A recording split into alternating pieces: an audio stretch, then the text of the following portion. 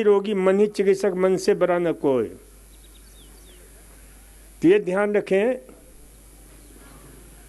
कि मन को समझना, मन को जानना और फिर मन के रोगों से मुक्त हो जाना, यही इस काउंसलिंग थेरेपी का जो है मूल लक्ष्य है। तो आज हम चर्चा भी करेंगे कि कौन से ऐसे आहार हैं जो हमारे डिप्रेशन को दूर करते हैं, कौन से ऐसे आहार हैं जो डिप्रेशन पैदा करते हैं। ये लोगों को ज्ञान नहीं होता है, बस खाए चले जाते हैं। कैसे जीवन शैली हम अपनाएं जिससे हमारा जो है मन शांत रहे। देखिए, ये सारा कुछ हमारे सोच पर निर्भर करता है कि सोच को बदलो। एक एग्जाम्पल मैं प्राय देता हूं। एक बहुत बड़ी यूनिवर्सिटी के 2 प्रोफेसर थे।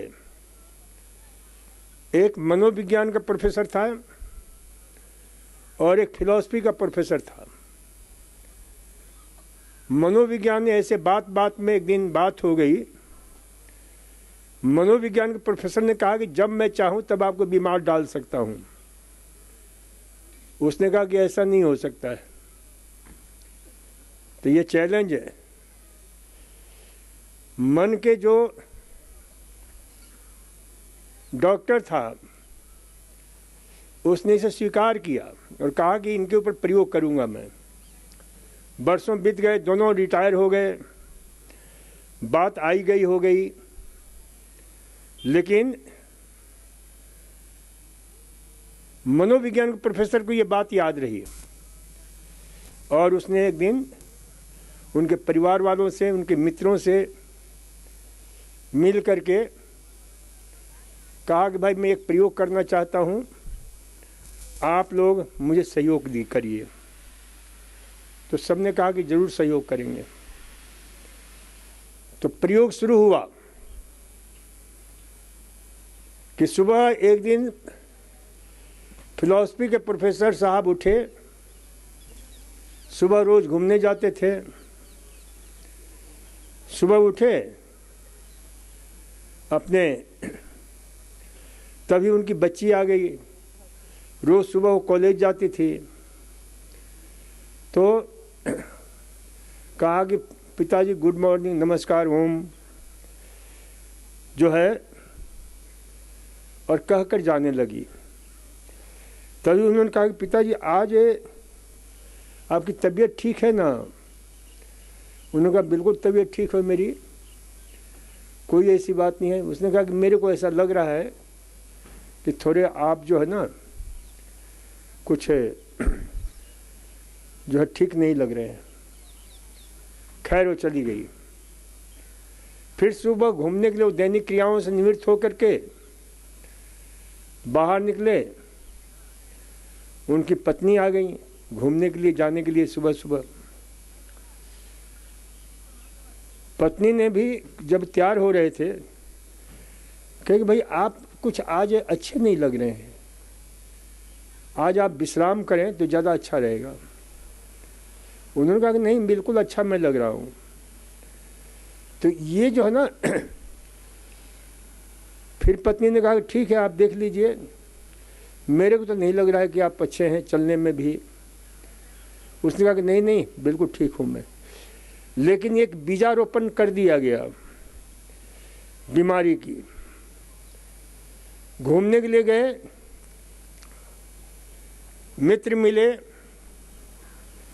मित्रों ने भी कहा कि सर आप आज आपकी तबीयत कुछ नौसाद सी लग रही है, आपकी चाल, आपकी ढाल, आपका चेहरा, आपका एक एक पोस्चर, गैट, सभी कुछ ऐसा लग रहा है कि कहीं आपको बुखार तो नहीं हो रहा है, तकलीफ तो नहीं हो रही है।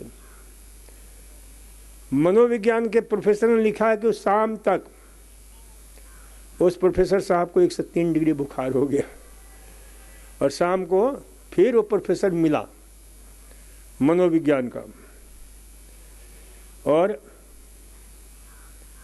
कहा कि देखो हमने कहा था ना कि जब चाहूँ तब बीमार डाल सकता हूँ और ये आपकी सोच पर, तो जैसा हम सोचते हैं वैसा ही होता है, हमेशा ध्यान रखना। तो सोच को बदलो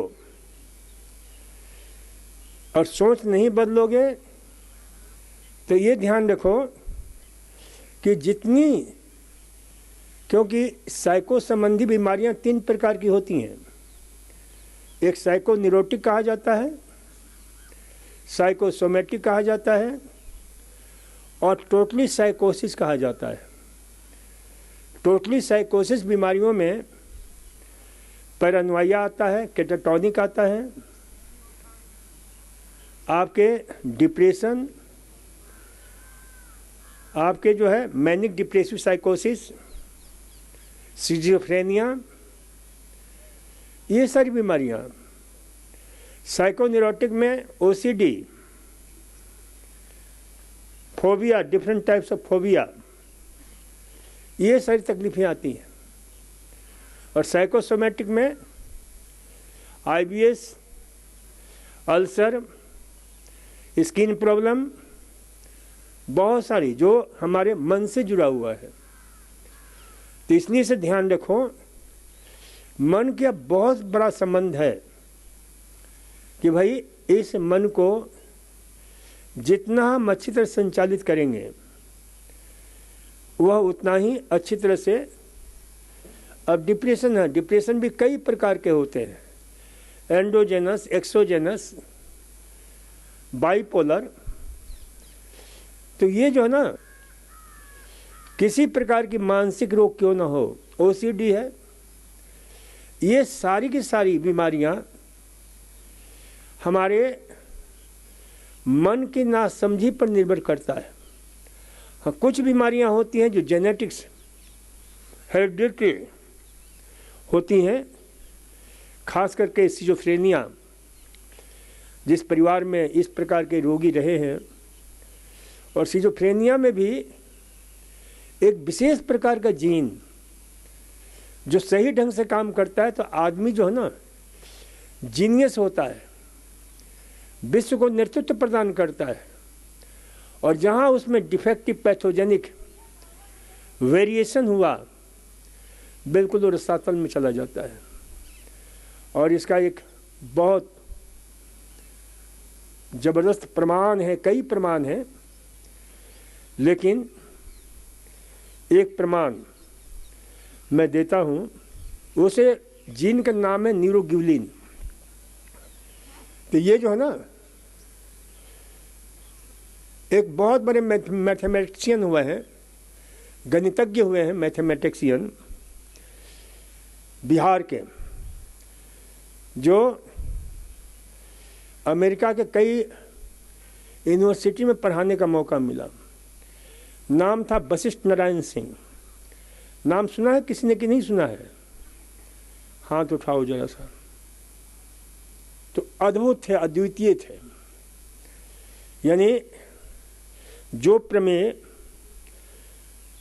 कहीं नहीं हल हो सका, उन्होंने उसे हल किया और उनकी बाहर विदेश में, अमेरिका में पढ़ाने के लिए हुई। वशिष्ठ नारायण सिंह बड़े अद्वितीय, लेकिन उनमें यही स्थिति थी कि भाई जब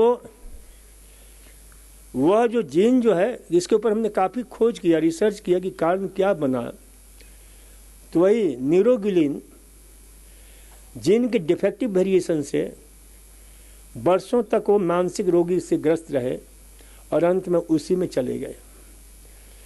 ऐसे कई महान वैज्ञानिक, महान, तो ये हमें समझना बहुत ज़रूरी है कि हम ऐसी स्थिति, क्योंकि इसमें जो सबसे बड़ी और ख़तरनाक बात जो होती है, सुसाइडल टेंडेंसी विकसित हो जाती है। जीवन ऐसा लगने लगता है, और कुछ लक्षण तो बड़े विचित्र से होते हैं। हालांकि बहुत सारे ऐसे लक्षण होते हैं जो सामान्य व्यक्ति में भी दिखते हैं, जैसे पैरानोइया है, पैरानोइड सिजोफ्रेनिक बिहेवियर है, जिसमें जो है आदमी एक अलग ही दुनिया में जीने लगता है। उसे जो है ना हमेशा कोई आकाशवाणी सुनाई देती है, कहीं कुछ होता है और बिल्कुल एक, तो फिर बहुत मुश्किल हो जाता है।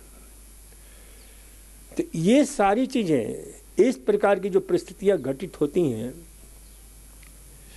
हमें तुरंत ऐसी स्थिति में सचेत और सजग होना चाहिए।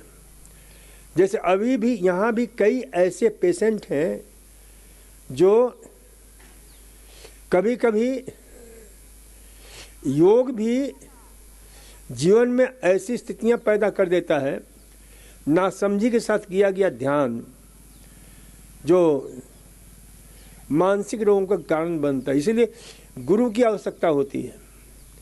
इसीलिए किसी, नहीं तो जो है कई लोग ध्यान की गहराई में जाते हैं, उन घटनाओं को समझ नहीं पाते हैं, परिणाम ऐसे रोगों से ग्रस्त हो जाते हैं। तो इसलिए जो है कई ऐसे डॉक्टर हुए हैं, एक डॉक्टर हुए हैं जयपुर में, डॉक्टर व्यास। वो तो इतने खिलाफ थे, योग और ध्यान के विरोध में थे अपने सारे रोगियों को बिल्कुल। लेकिन ये भी एक नासमझी है। योग तो हमें उससे मुक्त करता है, लेकिन सही दिशा में किया गया ध्यान और योग, वैज्ञानिक रीति से किया गया ध्यान और योग। तो इसलिए इसे ध्यान रखें कि भाई ये डिफरेंट टाइप्स ऑफ मानसिक रोग, ऑब्सेशन है, उसका नाम ही है माइंड हमारा कंडीशनिंग हो जाता है। एक ही चीज़ का बार बार रिपीटेशंस होते हैं और विचित्र स्थिति पैदा होती है। तो ये जितने प्रकार की ऐसी बीमारियां हैं, चाहे पैरानोइया हो, चाहे ऑब्सेशन हो, चाहे एंजाइटी हो। एंजाइटी में क्या होता है, डिफरेंट व्यर्थ का भय हम पाल लेते हैं। भय को बोलते हैं फियर्स। हमने कहा कि फियर के अर्थ को ही समझ लो तो भय से मुक्त हो जाओगे। फियर का अर्थ क्या होता है हमारा? फियर का अर्थ होता है, फियर कैसे लिखते हैं? FEAR। F से फॉल्स, E से एविडेंस, A से अपियरिंग, R से रियल। यानी फॉल्स एविडेंस अपियरिंग रियल। यानी व्यर्थ का भय जो है हमें वास्तविकता की दुनिया में जो है ना, यानी कल्पना को ऐसा जाल बुनता है कि उसमें जीने लगते हैं कि ऐसा हो सकता है, ऐसा घटित हो सकता है, ऐसा हमारे जीवन में। और इस प्रकार से हम ऐसी एंजाइटी में ग्रस्त हो जाते हैं, व्यर्थ की चिंता में। इसीलिए हमारे पुरखों ने कहा है चिंता और चिता दोनों को उपमा दी गई एक ही जैसा है। चिता चिंता संप्रोक्ता बिंदु मात्र विशेषता, सजीव दहते चिता, निर्जीव दहते चिता, सजीव दहते चिंता।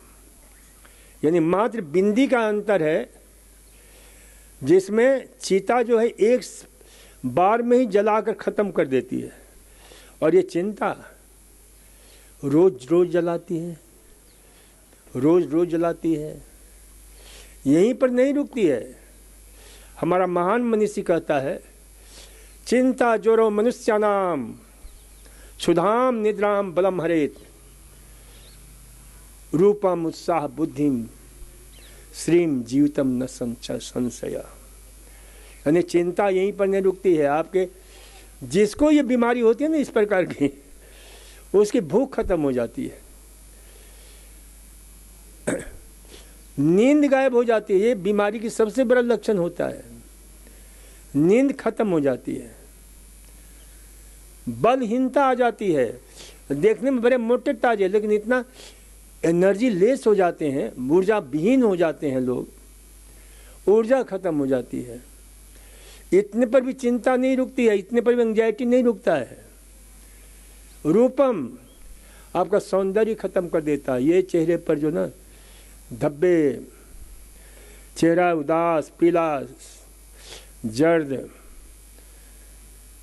इतना ही नहीं, रूपा उत्साह खत्म हो जाता है, बुद्धि खत्म हो जाती है, बुद्धि नष्ट हो जाती है, जो हमारा विवेक है वो खत्म हो जाता है। इतने पर भी नहीं, अंत में यहीं रुक जाए तो अभी बात नहीं, जीते जी हमें मार ही डालती है। तो इसलिए जो है ना, सचेत हो जाओ, सावधान हो जाओ और अपने जीवन को योगमय बनाओ और फिर देखो उसका परिणाम कितना सुंदर होता है। तो ये ध्यान रखो, क्योंकि सैकड़ों लोग यहाँ डिप्रेशन से, एंजाइटी से मुक्त होकर गए, अपने अंदर समझ पैदा करी है, और जहाँ समझ है वहाँ रोगों से मुक्ति है। तो इसलिए जो है ना, व्यर्थ के भय, व्यर्थ की कल्पना, व्यर्थ की जो है ना, कई लोग यहाँ आते हैं, अब वो जो है ना कहते हैं डॉक्टर साहब बड़े अद्भुत अनुभव होते हैं। मैंने कहा ये अनुभव जो हो रहा है ना, ये अपने कल्पनाओं का खेल है, ये सत्य का खेल नहीं है। ये जैसी आप कल्पना करते हो वैसा जो है ना, तो इसलिए जो है इसे ध्यान रखो। कल्पना ही करनी है तो स्वास्थ्य की कल्पना करो, कल्पना ही करनी है सुख की कल्पना करोगे, कैसे आप अच्छा महसूस कर रहे हो। एक एक अंग में नई ऊर्जा भरो कल्पना के द्वारा। जैसे हमने एक सूत्र दिया है, हमेशा यू थिंक ऑलवेज। अब जैसे मिट्टी की पट्टी लेते हो तो इसका लाभ कई गुना मिलता है, लेकिन मिट्टी की पट्टी ले करके यदि आप सोचते हो कि भाई ये मिट्टी की पट्टी कितना अद्भुत है, अद्वितीय है, कि ये मिट्टी की पट्टी यहाँ पर रखा, तो जो है कैसे हमारे इंटेस्टाइन को, कैसे हमारे पेट को, हमारे जो एब्डोमिनल ऑर्गन्स हैं, लीवर है, पेनक्रियास है, किडनी है, उसे कितना शक्तिशाली बना रहे हैं। जो लोग अलग अलग बीमारियों से ग्रस्त हैं वो विजुलाइज किया करें। इसमें विजुलाइजेशन थेरेपी के बहुत सारे प्रयोग विश्व में चल रहे हैं। हमने बताया आप लोगों को इमेजरी गाइडेड थेरेपी, कभी चर्चा करेंगे इमेजरी गाइडेड थेरेपी होता क्या है, इमेजिनेशन, ऑटो सजेशन और कई रूप। तो ये ध्यान रखो कि जो भी करो, हमने एक पुस्तक लिखी बहुत वर्षों पहले, प्राकृतिक चिकित्सा जीवन का निर्वाण का विज्ञान, और उसमें हमने यही लिखा है कि भाई सोचना है तो जो भी चिकित्सा लेते हो उसके पॉजिटिवनेस के साथ सोचो कि कैसे ये चिकित्सा हमारे जीवन को बदल रही है। मानसिक रोग है जो, क्योंकि सोचना ही है, तो हम पॉजिटिव क्यों ना सोचें, नेगेटिव क्यों सोचें। एक सूत्र हमेशा मैं देता हूं कि जीना तो है ही,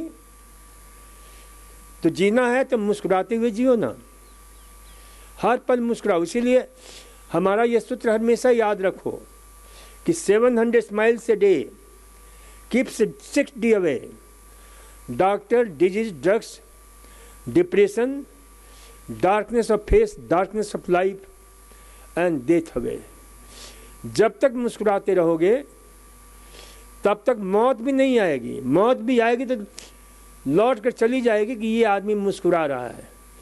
और मैं कहता हूँ जितने भी मानसिक रोग हैं उनका सबसे बढ़िया एंटीडोट्स है कि मुस्कुराओ। अब बहुत लोग कहते हैं बिना बात के ऐसे कैसे मुस्कुराहट आएगी डॉक्टर साहब, वैसे ही हम बड़े चिंतित रहते हैं, दुखी रहते हैं। अरे चिंतित रहते हो, दुखी रहते हो, दुखी हो सकते हो तो मुस्कुरा क्यों नहीं सकते हो? बिना बात के दुखी हो रहे हो, जो घटना घटी नहीं है और उसको लेकर के दुखी हो रहे हो, जो घट चुकी है पता नहीं कब घट चुकी है और उसको लेकर के दुखी हो रहे हो।